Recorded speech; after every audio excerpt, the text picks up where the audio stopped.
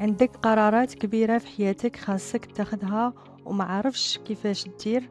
كتبقى كتفكر بزاف ولكن في الاخير ما كتخرج بحتى شي نتيجة، وفي كل مرة كتفكر فيها في داك الموضوع كتلقى راسك ان القرار اللي تاخدتيه بدل على اللي كنتي فكرتي فيه المرة الفايتة. بمعنى ان القرار ديالك كيتبدل في كل لحظة. ممكن الصباح تقول على واحد الموضوع وفي الليل تقول لا. هادشي كيعني ان القرار ديالك مرتبط بالاحساس ديالك في ديك اللحظه اللي كنتي كتفكر فيها في الموضوع. في هذا الفيديو غادي نعطيك واحد التقنيه اللي ممكن انك تستعملها الا كنتي من الناس اللي كيحيروا بزاف وما كيقدروش يتخذوا قرارات، خصوصا الا ما كانش عندهم الوقت وخاصهم يقرروا بالزربه. هذه القاعده او هذه التقنيه سميتها قاعده 10 10 10. يعني انك غادي تطرح ثلاثه الاسئله على راسك كلهم متعلقين بالرقم 10.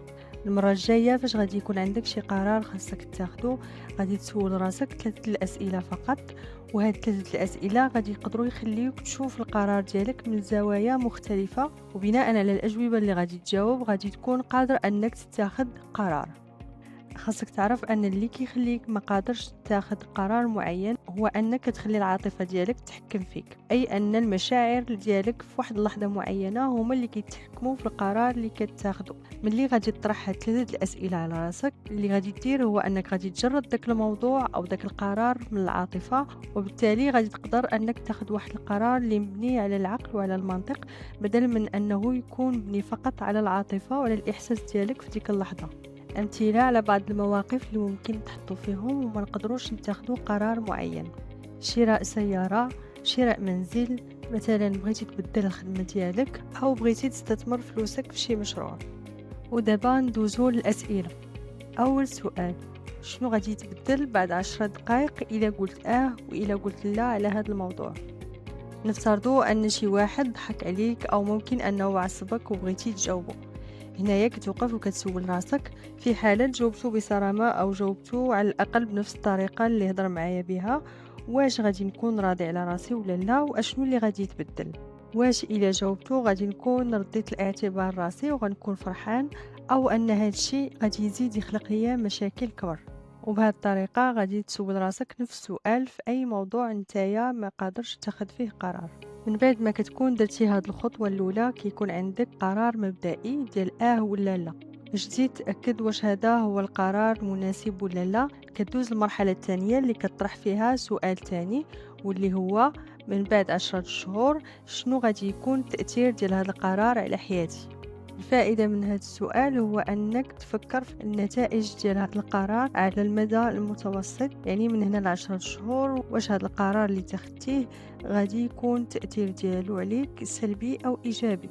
هنا كتكون خرجتي من اللحظة الحالية وبعدتي عليها بزاف، وبالتالي كتبان لك الصورة أكبر.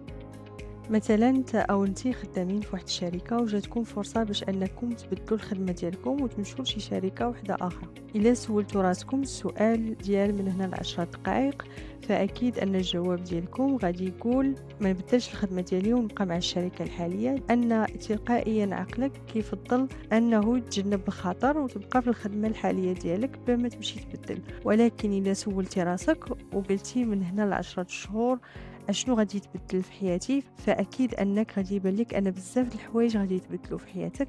ربما غادي تولي تخلص اكثر، ربما غادي تزيد تطلع في المستوى وغادي يوليو عندك مسؤوليات اكبر. وهنا كتبان لينا الاهميه ديال هذا السؤال وديال التدرج في طرح الاسئله من 10 دقائق ل10 اشهر. ودابا ندوزو للسؤال الاخير. هذا السؤال يقدر انه يبدل القرار اللي تاخدتيه في المرحله الاولى وفي المرحله الثانيه. السؤال هو: من بعد 10 سنين واش غادي نكون راضي على هذا القرار او لا؟ تخيل راسك من بعد 10 سنين وشوف كيفاش غادي تكون الحياة ديالك وكيفاش غادي يكون الإحساس ديالك في ديك اللحظة. واش غادي تكون فرحان أنك تاخدي هذيك الخطوة في حياتك أو أنك غادي تكون ندمان؟ نفترضوا أنه عندك فلوس وما عرفتيش واش تشري واحد الدار أو لا. خاصك تختار بين إما أنك تخلي هذوك الفلوس في البنكة أو أنك تشري دار.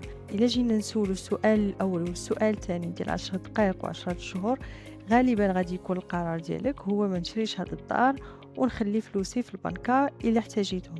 ولكن إلا سولتي راسك من هنا ل10 سنين شنو غادي يتبدل، فأكيد أنك غادي تبدل القرار ديالك وغادي تقرر أنك تشري هذيك الدار، لأن هادوك الفلوس إلا خليتيهم في البنكة من هنا ل10 سنين غادي تنقص القيمة ديالهم، في حين أنك إلا شريتي دار غادي تكون استثمار مزيان.